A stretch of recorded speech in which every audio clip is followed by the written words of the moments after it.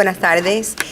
Bienvenidos a esta presentación del Instituto de la Memoria Histórica Cubana contra el Totalitarismo. Y esta tarde vamos a darle la bienvenida a Pedro Corzo, director del Instituto. Estoy un poquito nerviosa, discúlpenme.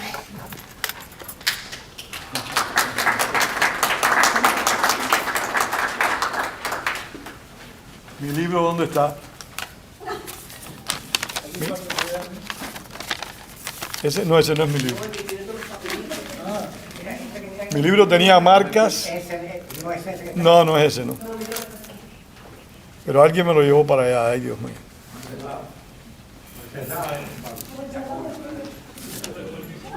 Muy buenas tardes y gracias, muchas gracias por estar acá.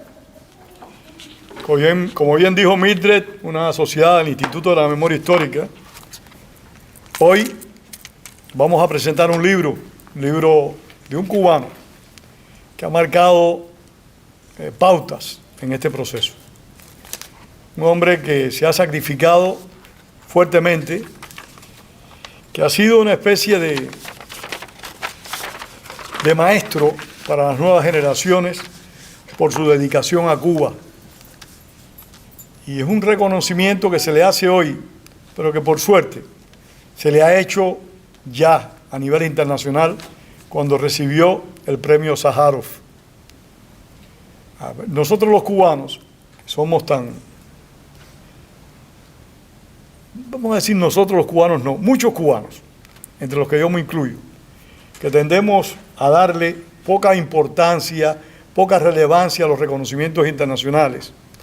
Pasamos por alto que el premio Sájarov es un reconocimiento que da la Unión Europea, que se lo concede a personas o grupos de personas muy limitados una vez al año.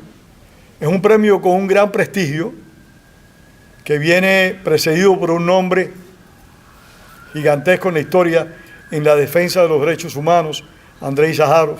Y Guillermo Fariña fue reconocido con ese premio. Es algo que a los cubanos se nos olvida, pero que yo creo que estamos obligados a tener presente, a recordar en la medida de lo posible. Este libro de Guillermo Fariñas, Radiografía de los Miedos en Cuba, es muy importante. No digo que sea un libro clave, pero es un libro que todos, en particular los opositores, deberíamos leer. Porque nos enseña lo primero que se aprende cuando se pierde la libertad. Lo primero que se aprende cuando se pierde la libertad es el miedo. El miedo es un sentimiento que se nos introduce en la corriente sanguínea, que para que se escape cuesta muchísimo trabajo. Por eso, desgraciadamente, y lo digo en el esfuerzo que hacemos nosotros por recoger la historia, un número importante de hombres y mujeres que combatieron el totalitarismo no se atreven a dar su testimonio porque van a Cuba. ¿Qué tienen? Miedo. Miedo a que les prohíban ir a Cuba. Esto lo digo hoy por primera vez públicamente. Y lo digo por este libro de Fariña, que nos describe el miedo en una serie de aspectos trascendentes. Porque no es solo el miedo a recibir un golpe, no es solo el miedo a estar preso, no es solo el miedo de ser ejecutado, es el miedo a conducirnos de acuerdo a nuestras convicciones. Ese miedo es el más terrible de los miedos, en mi opinión, porque te está censurando constantemente, en todo tiempo y en todo momento. Por eso, el miedo ha hecho presa de la sociedad cubana. Y por ese mismo motivo hay que rendirle reconocimiento y tributo a aquellos que se atreven a confrontar su propio miedo, a vencer ese miedo, a levantarse después de haber caído por el miedo y luchar por sus convicciones. Eso es algo de lo cual los cubanos podemos estar muy agradecidos, porque 63 años después de dictadura, en Cuba. Hoy hay más de 1000 presos políticos. Una inmensa mayoría de hombres y mujeres jóvenes que nacieron bajo el totalitarismo, que no conocieron la democracia, que no conocieron la libertad, que podría haber sido limitada en nuestra sociedad cubana, que no era perfecta ni nada parecido, pero que era mucho mejor, infinitamente mejor que la que padecemos hoy. Nuestro amigo Fariñas enfoca un aspecto fundamental de la sociedad cubana que testifica, que simboliza también el miedo, la falta de civismo de la ciudadanía. La falta de civismo de la ciudadanía es sumamente grande.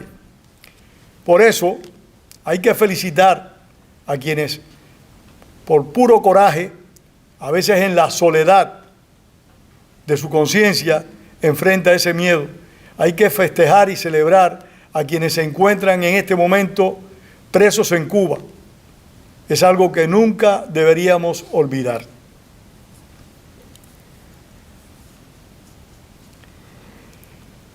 Uno de los primeros pasos, y en cierta medida Fariñas lo refleja en este libro, es que el cubano tiene que liberarse de una palabra, y no estoy hablando de que el enemigo se apropie del vocabulario, nada de eso, pero el cubano tiene que apoderarse, liberarse de una palabra que significó la abolición de nuestro concepto ciudadano, la palabra compañero. La palabra compañero podemos usarla en una sociedad libre, pero recordemos todos los que estamos aquí, o la mayoría de los que estamos aquí, y aquí tenemos al embajador Martín Palós, que nos honra con su presencia. Ellos también padecieron el miedo del totalitarismo, pero tuvieron un gigante, Václav Havel, que fue capaz de impulsar, de promover en el pueblo la conciencia de vencer el concepto de la masificación, que eso es lo que implica el ser compañero para la dictadura castrista. Nosotros tenemos que levantarnos y ser lo que somos en el extranjero, lo que somos en los países libres, ciudadanos. Es la única manera de que podamos recuperar la libertad, y los cubanos en la isla tienen que abandonar esa expresión. Recuerden, y aquí está José Antonio Albertini, que esto lo hemos conversado nosotros numerosas veces, y me perdona si me extiendo unos minutos, pero es que la culpa es de Fariñas, que me ha picado con este libro. Y a los cubanos no nos gusta trabajar mucho, entre ellos yo, pero sí nos gusta hablar bastante. Nosotros conversábamos de que uno de los problemas, Albertini y yo, graves que teníamos en Cuba, era la masificación del individuo. Y miren si eso era una realidad, que cuando uno asumía ante los funcionarios del régimen una posición independiente, ellos no le decían a uno compañero, le decían a uno ciudadano. ¿Lo recuerdan? Le decían a uno ciudadano. O sea, ellos sabían, estaban conscientes de que uno no estaba adocenado, que uno no estaba masificado. Felicito a Fariñas por esta obra de todo corazón. Voy a ser breve, ya mi mujer me está mirando seria, que considera que me estoy extendiendo mucho. Felicito a Fariñas, que tiene en los epígrafes de este libro, en su índice, una serie de artículos que yo recomiendo en particular, y recomiendo el libro en su conjunto. Los terrores inducidos, los temores inducidos. Y es verdad, el gobierno nos induce de temor, y tenemos que ser victimarios para no ser víctimas. Pero es que los victimarios también tienen miedo. También tienen miedo de convertirse en víctimas. Por eso actúan con tanta crueldad, con tanta besanía. Tiene otro capítulo que se llama Los cobardes peligrosos. El cobarde siempre es peligroso, pero hay cobardes todavía más peligrosos, que es aquel cobarde que se atreve a retar al enemigo, a la dictadura, y después ve que no tiene el coraje, la entereza suficiente los cubanos diríamos otra palabra, la entereza suficiente para enfrentar ese régimen. Los valientes grupales. No sé si Angelito de Fana recuerda aquellos tiempos en cuando se le planteaba a algunas personas en presidio, vamos a hacer tal cosa, algunas personas decían, no, vamos a morirnos. O sea, llevaban la cosa a extremos para justificar el no hacer absolutamente nada. Y lo mismo ha pasado en el exilio. Yo recuerdo en Venezuela, cuando organizábamos un grupo para una serie de tareas, más de una persona nos dijo, no, a mí no me vean para reuniones. Cuando vayamos a desembarcar en Cuba, ustedes me vienen a ver. Un cuento, una fantasía. Es una manera de engañarse y esos son, para Fariñas, los valientes grupales. Otros, y eso es un defecto que tenemos muchos de nosotros, los psiquitrillados ex-represores. La palabra psiquitrilla se hizo muy popular en Cuba en el año 59, porque los esbirros intelectuales que el castrismo tuvo, que fueron muchos, algunos están en el exilio, le decían a Fidel Castro, hay que partirle la psiquitrilla. ¿Te acuerdas, Albertini? Y Gabriela se debe acordar también. Omar Bento también debe acordarse de esa época. Era muy joven. Ahora el viejo aquí soy yo. Hay que partirle la psiquitrilla. Señores, los represores son personas que tienen miedo que le partan la psiquitrilla. Por eso cuando los psiquitrillan, cuando los desplazan del poder, son más peligrosos todavía que cuando estaban en el mismo.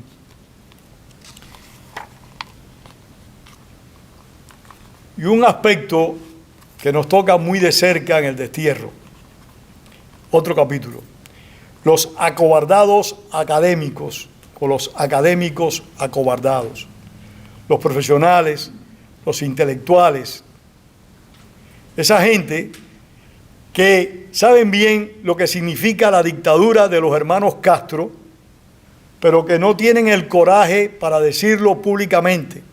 Por eso yo admiro profundamente a nuestro director Daniel Pedreira, que es un académico con coraje, que dice lo que piensa, que lo clama sin temor alguno. Mientras otros muchos académicos, podría ser una lista muy larga, pero no es prudente, otros muchos académicos callan ante el terror y el horror castrista y hasta impulsan políticas y actitudes de complicidad con el régimen totalitario. Y por último, hay algo que quiero decir porque demuestra que este libro está escrito, aparte de con una profunda cubanía, está escrito coloquialmente, como si Fariñas estuviera hablando con nosotros. Tal parece que cuando lees es una conversación entre tú y Fariñas. Fariñas tiene un lenguaje muy cubano, muy villaclareño, de donde somos varios de nosotros. Y dice aquí que hay un capítulo que se llama A parir para fastidiar el caballo. Y esta parte yo la desconocía, y es que algunas mujeres, para poder evitar ciertos trabajos que le implicaban para ellas ciertas afectaciones serias, se decidían a parir, a estar en estado de gestación después de tener un hijo, porque eso aparentemente las eximía de las medidas y de los extremos del castrismo. Vuelvo a felicitar a Fariñas, vuelvo a felicitar con entusiasmo el lenguaje sencillo, cubano y coloquial que nos trae. Disfruté mucho tu libro, realmente lo disfruté y les esperamos en próximas presentaciones. Estoy sumamente contento porque aquí se encuentran presentes amigos que hacía tiempo que no veía y les agradezco mucho su presencia. Gracias.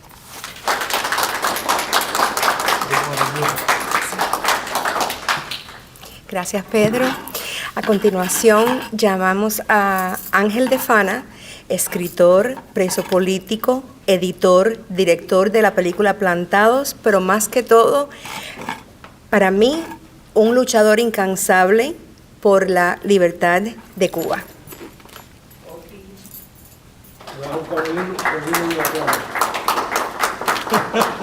Bueno, director artístico, ahí habría para ser justo. Se va a buscar un libro con Lilo. Siéntate aquí, Víctor, siéntate. Director, no. No, por Ya a mí me favor. llamaron la atención. Pues, Por favor. Muchas gracias, Demetrio. Muchas gracias a todos ustedes. Voy a tomar unos segundos para explicar que he distribuido algunos, el boletín Plantados, que antiguamente se editaba mensualmente y ahora se hace de vez en cuando Dios quiere, cada 3 meses más o menos calculo. Pero en esta edición especial se trata con una colaboración con la Unión de Expresos Políticos de New Jersey, de mostrar que el presidio político cubano no es solamente el que cayó preso el 11 de julio, sino que existe desde 1959 y hubo una etapa primera, se explica, donde habíamos decenas de miles de presos políticos, decenas de miles de presos políticos en esa etapa que terminó cuando fue excarcelado Mario Chanes de Armas, el último de los presos históricos, que cumplió los 30 años que había sido condenado. Y después vino una segunda etapa, en la cual ahí se ponen los nombres de casi todos los que todavía están presos de esa etapa, desde 1900, 1904, 1902. Algunos llevan presos 25 años, están presos todavía. Y es bueno que se recuerde que tienen nombre y apellido y que hay varios de ellos que residían en Miami o en otros lugares de Estados Unidos y fueron en la década del 90 a combatir contra la tiranía, uniéndose a otros que allá de forma cívica luchaban. Bien, entonces eso sobre Plantado, pero el libro, yo les recomiendo de verdad, como decía Pedro, les recomiendo de verdad que lean el libro de Fariñas. El libro de Fariñas se lee suave, tú no lo quieres soltar, pero como tiene la novedad y la inteligencia de que no es un texto que tú tienes que no puedes abandonar en cualquier momento, ¿no? Lo vas leyendo y lo vas leyendo, y cada capítulo, cada escena es interesante, es atractiva y es instructiva. Los miedos, no voy a hablar de repetir lo que dijo mi hermano Pedro sobre el estilo, indiscutiblemente muy cubano, muy fácil de entender, muy fácil de cualquier generación, mi generación o las posteriores. No voy a repetir de eso, pero voy a hablar un poco del miedo, porque yo siempre digo que no hay que tenerle miedo a tener miedo, no hay que temer tener miedo, porque el miedo es algo natural. Hay posiblemente algunos de nosotros conozcamos a alguien que tiene pavor a ver una cucaracha o a ver un animalito, y los conocemos que le dan un ataque. Es algo natural, pero el miedo a que se refiere específicamente el libro de Fariñas es el miedo social, el miedo de la persona dentro de la sociedad en que todavía sigue viviendo el pueblo cubano. Una sociedad totalitaria, una sociedad que impide la libertad, una sociedad que aterroriza, porque como escribía Juan Clark en su obra Cuba, mito y realidad, el terror en Cuba no es solamente que te maten, no es solamente que te lleven a prisión y tengas que cumplir muchos años. El terror en Cuba es desde que tú naces, desde que estás en la escuela. Siempre hay una opresión institucional que da miedo. Y por eso no es asombroso que el pueblo cubano viva temeroso, porque teme perder el trabajo, porque teme que no pueda salir del país, porque teme que no pueda llevar un pedazo de pollo a su hijo. O sea, es el temor cotidiano, independientemente de que seas o no un activista político. Hay temor, Hay temor y eso es normal en la sociedad totalitaria. No es lo mismo en un país libre como el que ahora nosotros vivimos y el que teníamos antes del comunismo en nuestro país. Pero yo quiero hablar del miedo que uno siente. O sea, yo a veces me encuentro, muchas veces nos encontramos nosotros los presos políticos, nos encontramos con nuestros amigos, con gente que nos conoce y nos dice, no, por favor, a mí no se me ocurre que yo hubiera podido estar 20 años preso, o ni siquiera 2 días. Y es normal, pero yo les digo, yo no soy superhombre, ni soy Superman, yo soy un ciudadano igual que tú. Y posiblemente cuando yo tenía 23 años, antes de caer preso, si alguien me hubiera tenido esa misma interlocución, hubiera respondido lo mismo. O sea, que no podemos soportar estar presos, soportar la represión con dignidad, aunque tengamos miedo. Yo tengo particularmente recuerdos muy precisos de miedos que he tenido. En una ocasión fue en una acción en la época en que nosotros luchábamos como había luchado o como había participado en la lucha contra la dictadura de Batista, el movimiento 26 de julio y otros movimientos, o sea, con la lucha armada, y en una oportunidad en que, y lo cuento porque verdad que son formas características y muy expresivas de tener miedo. Y una vez yo pongo una bomba a un centro del gobierno y yo tengo que salir, era de noche, yo solo, y salgo caminando en el barrio Santo Suárez y llego a una cafetería y pido un café y por poco me delato porque estaba temblando y tenía tremendo miedo, pero bueno, pude controlarlo. Y en la prisión igual. Yo recuerdo una vez en un traslado que no sabíamos para dónde íbamos, era un traslado de circular en circular, y yo me recuerdo cómo yo temblaba. Y decía, ¿cómo es posible que yo estoy temblando? Temblaba de temor, ¿qué va a pasar conmigo? ¿A dónde me van a llevar? Yo creo que era cuando nos trasladaron para Cuba, de Isla de Pinos para Cuba. Pero ese es el miedo, o sea, no hay que tenerle temor al miedo. El miedo es lo que se controla con coraje, se controla con inteligencia, se controla con principios, se controla con fe. Con todas esas cosas se puede controlar el miedo. Les recomiendo de verdad el libro de Fariña, porque Fariña, además de ser un distinguidísimo opositor y valiente y patriota, es un profesional y él, su conocimiento lo expone aquí con una forma muy diáfana para mostrar cómo es el miedo en una sociedad totalitaria. Muchísimas gracias.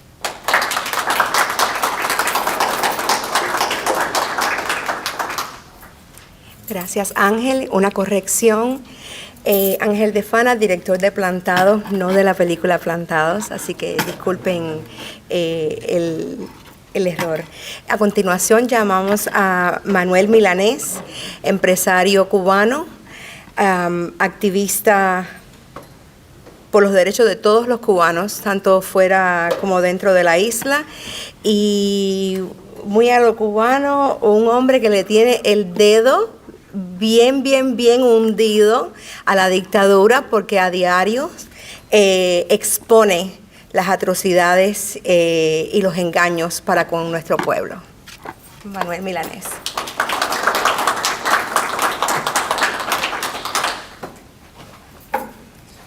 Bueno, gracias a todos por estar aquí. Siempre es un placer poder acompañarlos a ustedes en estos eventos del Instituto para la Memoria Histórica. Coco Fariña.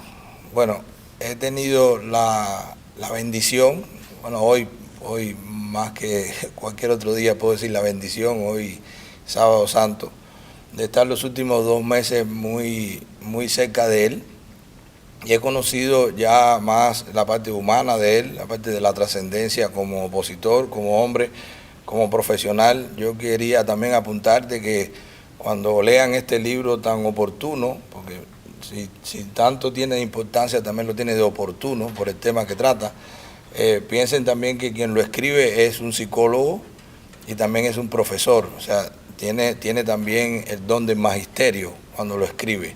Por eso se comunica tan bien y por eso cuando uno lo lee, pues así como decía don Pedro, parece que estás conversando con Coco.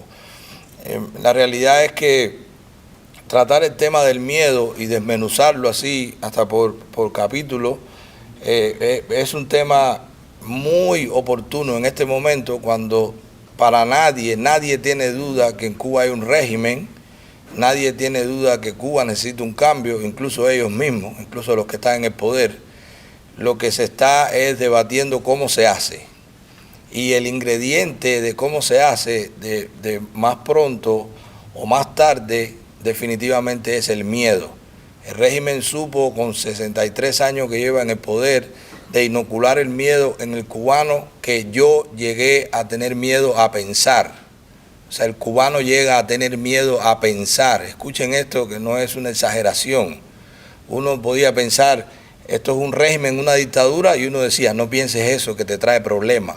O sea, ya no solo el miedo ni a actuar ni a expresarse, sino también a pensar. Es una fase superior de ese experimento social que ha hecho el régimen con todos nosotros, los que están dentro y los que estamos fuera, que todavía yo tuve oportunidad muchísimo tiempo en República Dominicana de recibir a cubanos acabados de llegar y teníamos que decirles, no es una exageración tampoco, bueno, estamos entre cubanos, lo sabemos.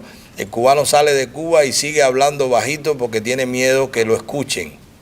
O sea, es el miedo, uno vive con el miedo, te lo inoculan en tu sistema nervioso, en tu cuerpo, el miedo. Y que hoy se tenga la oportunidad de tener acceso a este libro, que además le agradezco a don Ángel de Fana también, porque estábamos en Europa y eso se hizo increíblemente, lo bien que quedó, la foto de la portada la decidimos y al otro día estaban los libros impresos, o sea, increíble. Pero es lo oportuno del tema, porque hasta que no venzamos ese miedo, pues no vamos a ser libres, así de sencillo. Pues habrá quien tendrá que manejarlo un poco más. Ahorita hablábamos del miedo a hablar porque podía tener repercusión en él o en viajar a Cuba, pero también nosotros que estamos bastante tiempo en las redes sociales, se ven en los perfiles falsos, muchísima gente hace catarsis y critica, pero todavía no pone su nombre y todavía no pone su foto, porque tiene miedo, eso no es por otra cosa. Se sienten bien cuando denuncian, se sienten bien cuando ponen ejemplo de lo que está pasando, pero yo sé que muchos todavía se sienten mal porque algunos me hablan en privado y en privado me dicen, Manuel, aunque todavía no puedo dar la cara porque tengo miedo, pero ya por lo menos voy denunciando, o sea, es un proceso que la gente va viviendo. Pero creo que el régimen en todo esto, y que también está descrito por este profesor universitario, por este psicólogo que es Guillermo Fariña, que tengo la bendición de que él me permita que le llame Coco, me corrige si le digo Fariña, me dice Coco.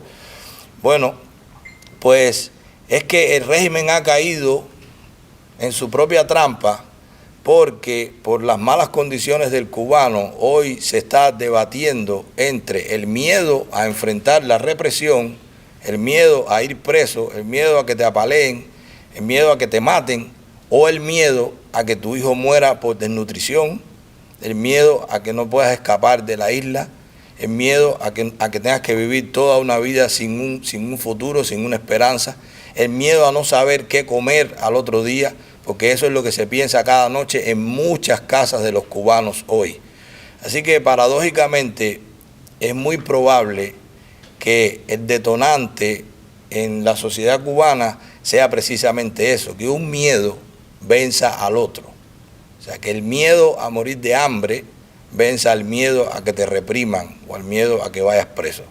Por eso sí creo que es importantísimo que este libro se haya reeditado, porque es una segunda edición, y que se tenga en este momento, y aconsejo a todo el que pueda tener acceso a él, pues que lo lea, porque así con ese lenguaje tan diáfano y tan coloquial, pero toca un tema neurálgico en este momento para nosotros los cubanos, que nos debatimos en qué va a pasar después, nos debatimos en cómo vamos a reconstruir la sociedad, nos debatimos en quién será o quién no será el liderazgo, pero todavía nos falta debatir entre nosotros mismos si tenemos la capacidad de vencer el miedo.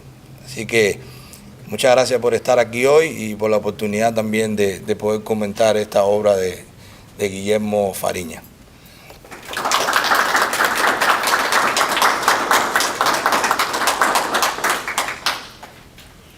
Gracias, Manuel. El libro lo tenemos acá hoy a la venta. Aquellos que quieran adquirir el libro, pues lo pueden hacer antes de irse. Yo también se los recomiendo mucho. Y Coco lo puede... Y se los puede autografiar, ya que lo tenemos aquí presente. Marketing. Esa fue la mejor parte que me quedó. Presentar a Guillermo se dice fácil.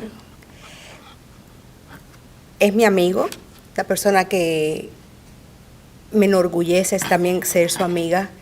Lo admiro mucho, admiro su valentía, admiro su falta de miedo. Si en algún momento lo sintió, como todos los seres humanos, pues no pienso que nos los enseñó. Este hombre aquí sentado, la mayoría de nosotros sabemos toda su trayectoria, pero para los que no lo saben, especialmente hay personas acá que están recién llegadas de Cuba, lleva 30 años o más como primero disidente, luego opositor cubano, y todo eso creo que se lo debemos de agradecer primeramente a la dictadura cubana, dictadura castrista. Segundo, a su abuelo paterno, el señor Benito Fariñas Azué, quien siendo un invidente, cuando él tenía escasos años, estaba en la primaria, cuando llegaba de la escuela lo ponía a leer los libros Reader's Digest. Y eso obviamente ya iba, pienso yo, moldeando, disculpen, el hombre que tenemos aquí hoy presente. Luego su madre, que siendo una profesional de la salud dentro de Cuba, nunca fue comunista, e inclusive nunca fue integrada a ninguna de las, ni partido, ni UJC, ni nada de eso. Y luego cuando él entra a su carrera militar, él lo ha dicho muchas veces, él le debe quién es él hoy también a aquellos descendientes de los lobos de Tambov en la antigua Unión Soviética, donde ahí entonces él choca con una marcada realidad entre lo que es el comunismo o el socialismo y la democracia. Lo mismo que estamos viendo en Cuba, la parte pobre y la parte de los comunistas o socialistas con mejoras de vida. Ya lo dijo anteriormente Pedro, es Premio Sájarov 2010. No sé si conducido es la palabra, pero ha hecho 26 huelgas de hambre, algunas de ellas de hambre y sed. Ha cumplido casi 15 años de prisión, decenas de arrestos arbitrarios. Le han querido inculcar el miedo, mas él nunca se ha dejado amedrentar por estas personas que él lleva, como digo, 30 años denunciando en todos los foros internacionales y aún dentro de Cuba, denunciando los abusos, las atrocidades, las aberraciones cometidas contra todo el pueblo cubano, incluyéndonos a nosotros, que somos parte de ese pueblo. Entonces, pues de los cubanos de esta orilla, quiero darle la bienvenida al doctor en psicología, graduado de la Universidad Marta Abreu de Las Villas, Guillermo Fariñas Hernández.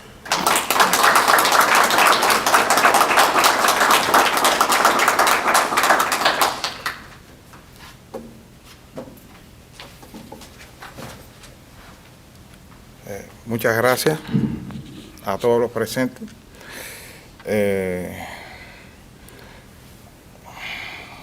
no es fácil esta situación, porque yo no sabía que tenía que hablar. Nadie me dijo nada, pero bueno. En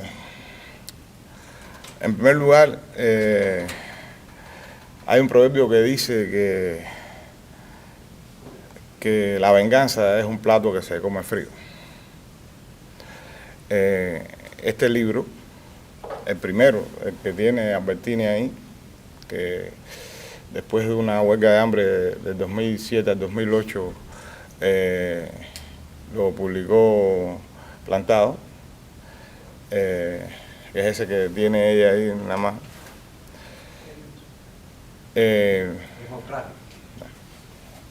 Gracias. Este, que salió en el 2009, si no me equivoco, fue producto de que yo quería hacer mi doctorado en ciencia, que cuando caí preso estaba en esas funciones, sobre los miedos. No tan politizado, porque por supuesto no me lo iban a publicar, pero quería tratar los miedos en mi tesis de doctorado. Como saben, cuando muchos de los que han trabajado aquí conmigo derribaron las avionetas, fue mi primera prisión, 1996, bueno, a partir de ahí ya se acabaron las contemplaciones con el profesional y ya pasamos a otra etapa, o sea, dejé de trabajar en el Ministerio de Salud Pública. Ya yo desde el año 90 era opositor con el Bloque Democrático José Martí, que dirigía el profesor de licenciatura en literatura y español y literatura, Orlando Morejón Vitón, que era de los pueblos cautivos de Pinar del Río. Y bueno, ya decidí hacerme esto. Tengo que agradecerle a dos personas fundamentalmente que hablaron conmigo el tema de la redacción. Una es Idolía Arias, que cuando aquello todavía estaba en Cuba, era la periodista que trabajaba con nosotros, y el otro es Julio Machado, periodista de Radio Martí, que me dio muchos consejos con respecto a la redacción. Y bueno, fue editado. Este libro que ustedes ven aquí, ya más gordo, más allá del ensayo, que tiene crónicas mías con respecto al miedo, lo confeccionó durante la huelga de 2010 el difunto Raúl Rivero. Fue el que editó, le puso un grupo de crónicas mías y se lo incorporó, por eso lo hizo más gordo, fundamentalmente crónicas mías que yo había escrito para Cubanet. Es importante que se sepa que yo, aprendí a redactar por una cuestión de, ¿cómo decirle? Una cuestión de necesidad, de aburrimiento. Estaba en una silla de ruedas, había hecho una huelga de hambre muy larga, no podía salir a hacer acciones en la calle, y Omar Ruiz Hernández, del Grupo Los 75, vivo aquí en Miami, me empezó a dar clases de redacción de noticias por teléfono. Él usaba su tiempo para eso. Después lo hicieron otros hermanos, de aquí mismo, de Cuba y de Miami, cómo se redactaba ahí, y a partir de ahí, bueno, comencé a redactar. Ya después empecé a hacer crónicas. Hay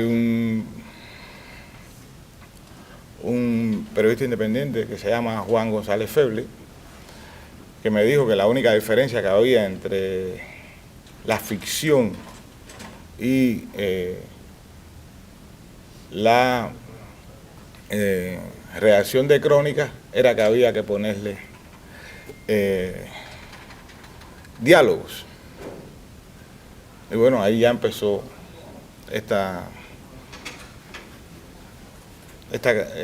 diríamos, esta otra fase mía, que es de escribir.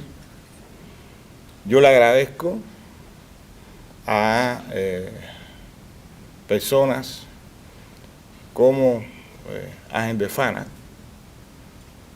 como Pedro Corso, como Miguel Ángel Albertini, como Ramiro Gómez Barrueco, como Ismael Hernández, o como Francisco Paco Talavera, que constantemente me hayan incitado a que escriba lo que he pasado en la vida. Es lo que le puedo decir de este libro. Hemos tratado de ser lo más académico posible, pero el lenguaje coloquial viene dado porque una persona como Julio Machado me dijo que, porque esto tenía expresiones en latín y demás, y me dijo que no hiciera eso, que lo hiciera más asequible. Yo le agradezco que hayan venido, le agradezco el estímulo constante a que escriba. Digo que, por ejemplo, este fue el primer libro que yo escribí, ya voy por 4 publicados. Hay un tercero que solamente faltan 3 capítulos a la novela, porque estoy tratando de describir los fenómenos a los que yo me enfrenté y me estoy enfrentando. Por ejemplo, esto fue un ensayo, pero tengo una novela que es sobre el tema de Angola, que yo quiero que se vea los antihéroes que éramos en Angola, no los héroes. Tengo otra novela que es que la gente se percate qué es lo que se pasa dentro de una prisión en Cuba, cómo es la dinámica de una prisión en Cuba. Y la tercera novela, que lo que le faltan son 3 capítulos, no la pude terminar y traerla hecha porque se rompió la computadora, es sobre la división de la familia cubana. Desgraciadamente, yo tuve la satisfacción, o la satisfacción, eso es como se quiera mirar, de combatir en Angola con un hermano, y después estoy luchando junto con el otro hermano que combatió contra el hermano en varios escenarios durante la Guerra Fría. Yo creo que gracias por leer, gracias por estimularme. No es mi principal función. Aproveché los 10 meses que estuve varado aquí del 20 al 21, estuve varado aquí porque no pude regresar a Cuba porque cerraron los vuelos, y terminé todas esas novelas que la tenía hace rato en perspectiva. Pero bueno, a partir de que se acabe esta última, realmente no voy a tener tiempo para escribir más, salvo los artículos, porque debemos enfrascarnos en la democratización de Cuba, en la libertad de Cuba, el derrocamiento de la dictadura. Muchas gracias.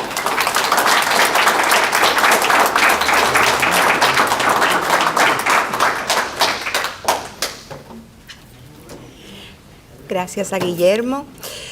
A continuación vamos a tener una sesión donde los presentes pueden hacerles preguntas a Guillermo Fariñas sobre su libro, alguna inquietud o cosas que quieran saber de Guillermo como tal, y recordarles que el libro está aquí in situ, que lo pueden adquirir acá, y bueno, pues tienen aquí al autor. Y una cosa que me quedó cuando lo presenté, también es el director, presidente, líder del Foro Antitotalitario Unido dentro de la isla de Cuba, FANTU por sus siglas en español. Y bueno, si tienen preguntas, algo que le quieran decir o preguntar al Coco. Déjame recoger el libro y voy a decir algo. Porque esto es una joya. Préstame un momentico. Quiero decir algo. Con el micrófono, Bertini. Y lo voy a decir desde el micrófono.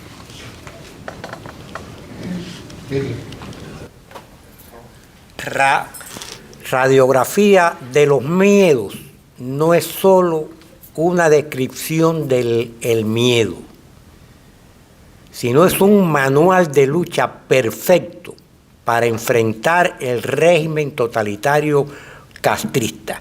Y tiene la ventaja de que no es netamente académico, aunque Fariña es universitario. Es un hombre con un título en psicología, con un doctorado. Viene de su experiencia de enfrentar el miedo y aprender a combatirlo. Es un manual de lucha, no solo de aprendizaje, un manual de lucha escrita por alguien que ha batido el cobre, que es una frase de el generalísimo Máximo Gómez. Ese es ese libro. Ese libro es magnífico. Yo tuve la suerte que él me dedicara en el 2009 ese ejemplar que hoy mostramos aquí. No solo es un argumento académico, no, es todo un manual de lucha y nos enseña algo. Que el régimen castrista, una de las primeras cosas que hizo fue que renegáramos consciente e inconscientemente de nuestro pasado, de nuestras tradiciones, de nuestras costumbres, y que aborreciéramos a nuestros antecesores. Yo me recuerdo perfectamente que en octubre de 1959, Pedro Corzo estaba presente porque estaba sentado al lado mío. Quizás no se acuerde de esto. En el cine teatro más grande que había en Santa Clara, sigue habiendo, lo que era muy, muy nuevo, se llamaba Gran Teatro Cloris. Citaron a todos los alumnos de los institutos, escuelas de comercio, normal de maestros y la Universidad Central. Y me recuerdo perfectamente que el intelectual comunista Gaspar Jorge García Galló dijo aquel día que la guerra de independencia de Cuba y todos sus iniciadores eran unos anexionistas vendidos a los intereses del sur norteamericano. Por ahí se comenzó a desmontar nuestras tradiciones y el miedo fue tan perfecto que familias, hombres que enfrentaron ese miedo y enfrentaron a el régimen, ya sus hijos en edad escolar, por asistir sus padres a las iglesias, cualquiera, sus padres eran llamados, y padres, madres que no tenían miedo y decirles, estás perjudicando a tu hijo porque no va a poder estudiar aquí una carrera universitaria. Y si el padre seguía sus progenitores aferrado a sus creencias, sus costumbres, entonces en aquellos niños de enseñanza primaria volcaban todo el odio y la represión. Fueron épocas muy duras y Fariña, Guillermo Fariña, sin mencionar eso, en este libro nos está enfrentando a todos esos miedos. Y esa lectura, que yo vuelvo frecuentemente, porque se ha convertido para mí en un libro guía para enfrentar el régimen, encontramos eso. Vencer el miedo, que a veces es aplastante, nos aplasta, transitoria o permanentemente. Gracias.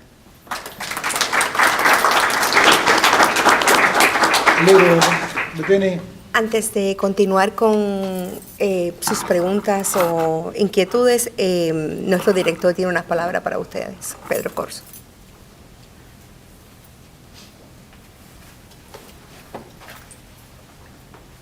Perdonen que regrese, que esto no es correcto. Pero tengo que decirlo para hacer justicia con Fariñas. Nosotros creamos el Instituto de la Memoria Histórica Cubana contra el Totalitarismo en el año 1999. La primera persona dentro de Cuba que se hizo eco de la constitución de esta institución y de los fines y objetivos de la misma fue Guillermo Fariñas, al extremo de que creó una institución que se llama Frente Antitotalitario. Y eso es un elemento a destacar, porque no somos modestos. Antes de que constituyéramos el instituto, de la dictadura solo hablábamos de dictadura y tiranía. Nadie, o muy pocas personas que yo hubiera conocido, utilizó el término totalitarismo. Y en Cuba lo que hay es eso, totalitarismo. Y por eso el frente es tan adecuado. Gracias, Fariña.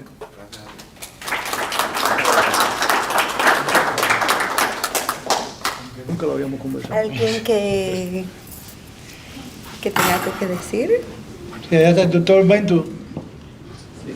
Una pregunta al señor Fariña.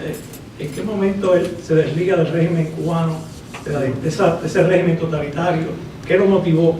Y si esto algo tuvo que ver precisamente con uno de los temas centrales del libro, superar el miedo. ¿Qué nos podría decir el señor Fariña? Sí. Bueno, eso fue un proceso largo,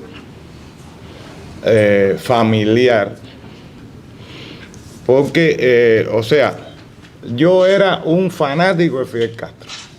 A mí, mis tíos y mis padres, Albertini y Corzo, los conocieron personalmente. Enriquito Ruano, Enrique Ruano, que también es director de aquí de este instituto, fueron combatientes en África, del 26 de julio, combatientes en África y demás. A mí me enseñaron en mi familia, desde que era chiquito, a despreciar a Ernesto Che Guevara,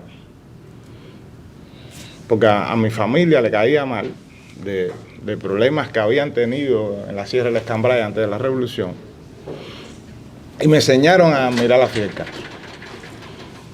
Yo era un seguidor de Fidel Castro al extremo que cuando en los Camelitos de las Villas había alguien que tenía duda de qué había dicho Fidel Castro, yo me sabía todos los discursos de Fidel Castro. Yo les recuerdo que yo era un guajirito del interior del país, en una familia de internacionalistas que había que hablarlo a media voz. Esa fue mi formación. Por la parte materna estaban los contrarrevolucionarios, porque a mi mamá nunca le dieron el carnet partido, porque era la sobrina del senador Aniceto Cabeza, y lo cuidó hasta el último día de su vida.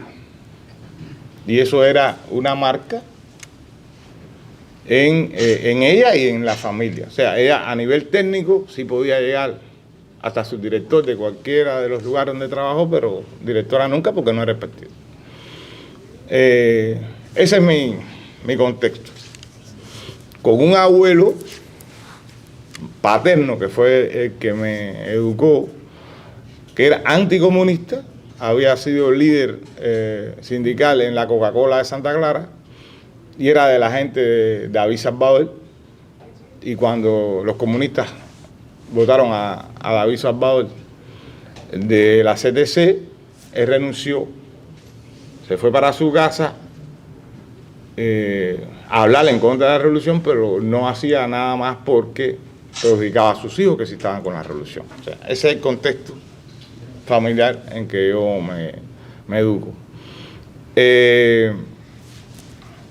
Hay una situación que viene en 1980, nos movilizan a todos los que teníamos carrera para la Unión Soviética para La Habana, porque realmente había una situación muy difícil de inestabilidad social en el país, porque todo el mundo se quería ir. Hubo alrededor de 2 millones de personas que querían irse. Y mi primera misión fue llevar a las personas que querían irse, que se bajaban en el andén de la estación de ferrocarril, para el Hotel Chateau, que era donde estaba el DNI, y sabían si la gente eran prófugos o no, y después se le introducía en la Embajada del Perú, 70 y Quinta Avenida. A mí me llamó la atención que de los 13 trenes que llegaban a La Habana, el 80% de la gente venían con caja de cartón, amarrada con soga, y lo único que preguntaban, ¿dónde queda la Embajada del Perú? Dije, señor, tanta gente se quiere ir. Eso me llamó la atención. Vi un grupo de cosas, de corrupciones a nivel del país, que eso me hizo dudar. Yo tenía un amigo mío, no quiero decir el nombre porque todavía es oficial, que me decía, no, eso es el problema, que esto es un socialismo tropical. Deja que lleguemos a la Unión Soviética. Allá sí todo está bien. De ahí pasamos por una borrachera de Raúl Castro. Debíamos ir para la Unión Soviética, pero Raúl Castro tomó demasiado ese día y dijo que él estaba cansado de los oficiales que llegaban recién graduados de la Unión Soviética y querían saber más que ellos, que habían ganado la guerra. Preguntó que quién no quería irse para Angola a probar la pólvora. Y por supuesto nadie dijo que no, y fuimos para Angola. En Angola nosotros caímos, por suerte, digo por suerte para mí, estábamos en tropas especiales, porque a cada cadete lo pusieron en una unidad en correspondencia con lo que iba a estudiar en la Unión Soviética. A mí me pusieron en una unidad que se llamó Frente Olivo, que eran tropas antiguerrilleras, dirigida por el general de división, en aquel momento coronel, Antonio Enrique Luzón Batlle. Nosotros estábamos aparte, porque éramos de tropas especiales, pero sí veíamos las cosas que hacían las tropas antiguerrilleras. Y con ese mismo amigo mío, yo llegué y le dije, hermano, esto parece una película rusa contra los guerrilleros ucranianos o bielorrusos, de los nazis. Lo único que los uniformes son distintos. La respuesta del amigo mío fue, hermano, el problema es que esto es un socialismo tribal. Esto es deja que lleguemos a la Unión Soviética. Allá sí todo está bien. Cuando llegamos a la Unión Soviética, yo, por suerte, y se lo agradezco a Dios, yo caí en la ciudad de Tambov, que es la ciudad más anticomunista que tiene la Federación Rusa. Ahí se alzaron en 1921 y estuvieron los guerrilleros anticomunistas, los famosos Lobos de Tambov, estuvieron hasta 1939 combatiendo. Y nos dijeron en la agregaduría militar de la embajada que tratáramos de no juntarnos con las muchachas que eran de esas familias, sino que buscáramos muchachas que fueran hijas de militares. Hay muchas academias, muchas unidades militares alrededor de esa ciudad para equilibrar. Y nosotros hicimos todo lo contrario. Y ahí fue donde yo leí Rebelión en la Granja en ruso por primera vez, donde yo leí La Gran Estafa en ruso por primera vez. Y yo reconozco que me hice anticomunista en Tambov. Ahora, tenía miedo proyectarme porque yo había firmado por 25 años para ser el oficial de la FARC, del Ministerio de las Fuerzas Armadas. Si yo hacía alguna manifestación, era preso, tuve miedo, no fui capaz de superarlo, no fui capaz de asumir eso. Me comporté como un cobarde en ese momento. Por suerte, Dios puso su mano, tuve un accidente, lo poco me cuesta la vida en la Unión Soviética. La enfermedad que me quedó fue una enfermedad invalidante para ser militar y empecé a estudiar psicología en la Universidad Central Marta Abreu de las Villas. Y ahí yo le dije a mi papá, en los 7 meses que estuve ingresado en el hospital naval de La Habana, convaleciente, que yo no creía en la revolución. Mi papá se puso la mano en la cabeza. Me dijo, Ave María, ¿cómo voy a sufrir? Me dijo, mira, te voy a hablar claro, yo hace años, te has dado cuenta que yo no fui a Angola porque no quise, yo fui al Congo belga, yo fui a Guinea-Bissau y a partir de ahí yo rompí con eso, yo nunca me he manifestado porque tengo miedo de lo que te pueda pasar a ti y a tu hermana. Te voy a pedir una cosa, yo haciendo misiones, perdí mi tiempo, no me hice un título universitario. Yo lo único que quiero es que te hagas un título universitario y después ponte de frente como tú quieres. Y bueno, a partir de 1988, yo me gradúo, en 1989 viene el tema del fusilamiento de General Ochoa. Yo dije que era una mentira en el Policlínico de Camajuaní, provincia de Villa Clara. Bueno, a partir de ahí ya empezó toda la trayectoria mía como opositor. Me expulsaron de la Unión de Jóvenes Comunistas, me trasladaron a la Fuerza Nacional del Estado para Santi Espíritu, porque me había convertido en un líder negativo en el municipio de Camajuaní. Esa es la trayectoria que ustedes no conocen y a partir de ahí es que yo empiezo. No sé si le satisfizo lo que le... Sí. Estaba tratando de recordar uno de los temas que usted se llama del miedo, ¿no? ¿Qué pasó? ¿Qué le pasó a usted para superar esa? No, yo también tuve miedo y también tuve momentos en que no fui capaz de superarlo. Señor. Aprovecho la oportunidad que me va a dar Mitre para decirle a los que no han visto la película Plantados o tienen a alguien que no la haya visto, que está en Amazon Prime. Si la quieren ver nada más, $1.99. Si quieren comprarla, $7.99. Así que ya a cualquier amigo que ustedes tengan que no ha visto la película Plantados, Amazon Prime ya está lista. ¿No vas a hacer TV? Sí, ahora estamos en eso ya, estamos en eso. No, a ti, muchachos, si no, yo sé que no, hacemos los CD también. Señor. Los DVD. Buenas tardes a todos.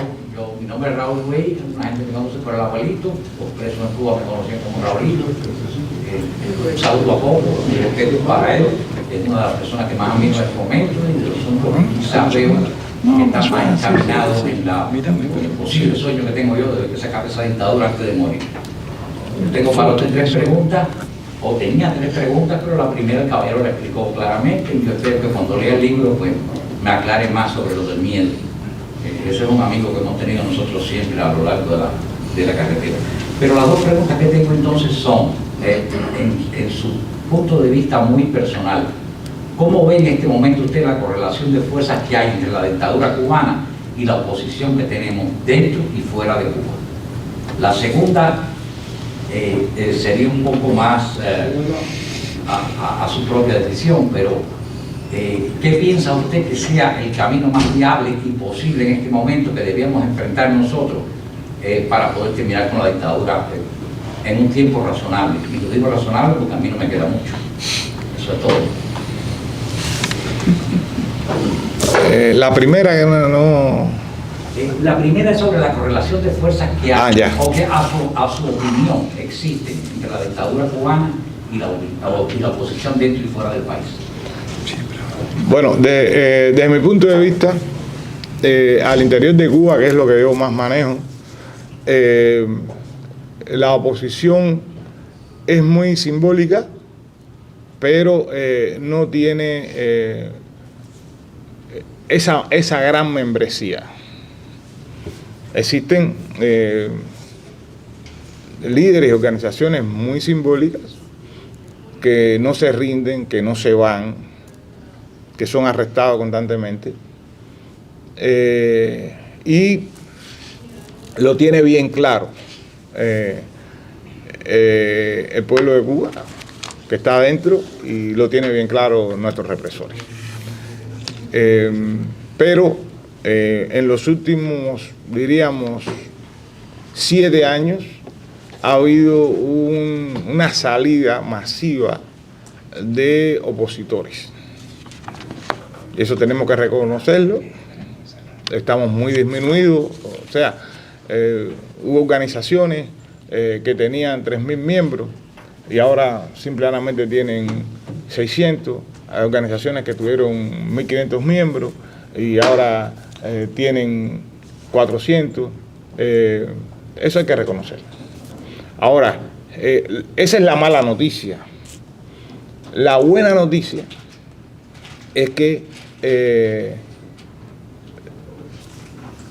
los opositores públicos abiertos solamente se necesitan para dar indicaciones muy específicas, porque ahora el que está protestando es el pueblo, sin militancia política de ningún tipo, sin estar adherido a ningún tipo de organización contestataria. Viene un inspector a ponerle una multa y las mujeres le van arriba a decirle cosas. Viene la policía a llevárselo, a rescatarlo. La gente protesta por todo. Una de las cosas que más me llama la atención es que los que hasta hace 4 años me decían a mí que estaban esperando la orden 0 para darme un tiro en la cabeza, que son los miembros de la Asociación de Combatientes de la Revolución Cubana, ahora protestan más que yo, porque no tienen medicamentos. Hay algunos que han hablado con Raúl Martí por la falta de medicamentos. Yo le puedo decir que, por ejemplo, porque está en Radio Martí, Pedro Castellano Braoco, que vive al lado de mi casa, que es el delator oficial mío, teniente coronel retirado de la Fuerza Armada de los Mundanos, habló con Radio Martí porque le faltaban 6 pastillas y él no tenía dinero y no le pasó nada. Al contrario, lo que le dieron un teléfono para que llamara a la droguería provincial cada vez que le faltara medicamentos. Pero no hables más con Radio Martí. Hace 5 años lo hubiesen votado deshonrosamente de la Asociación de Combatientes de la Revolución Cubana. O sea, eso nos da la medida de la debilidad de la Junta Militar. Y la segunda la segunda pregunta que usted me hizo, yo le voy a decir, aunque no querramos, eso va a terminar violentamente. O sea, aunque luchemos, yo estoy luchando por que sea de manera no violenta, pero la visión que tiene la familia Castro, en este caso la Castro Espín, que es la que está mandando en estos momentos en Cuba, es que eso es una hacienda de ellos y hacen lo que les da la gana. Y cada vez que toman una medida es peor y peor y peor y más dificultades crean para ellos. Y eso, cuando se acaben de ir todos los que se van a ir, porque todo el mundo no tiene $12,000 en el extranjero para enviárselo a alguien para que venga para acá.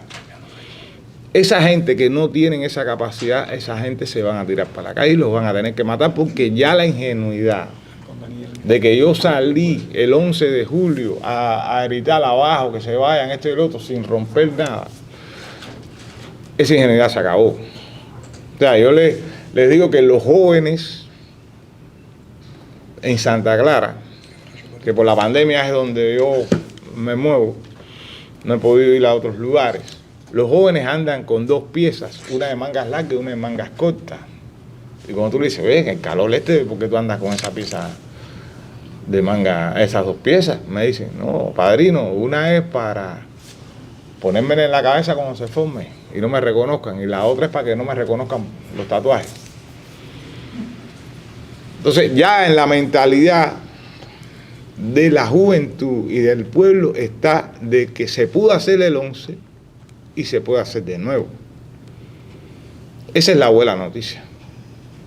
Desgraciadamente, yo veo solamente dos escenarios posibles, que dos de los tres grupos de poder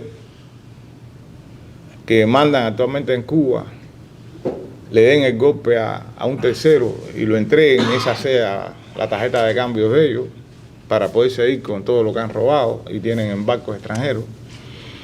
O la otra es que se lance el pueblo a la calle, ellos tengan que sacar a los reclutas que son obligados, y los reclutas se deben ir en contra del pueblo, porque no van a tirar contra sus hermanos, ni contra sus primos, ni contra sus amigos.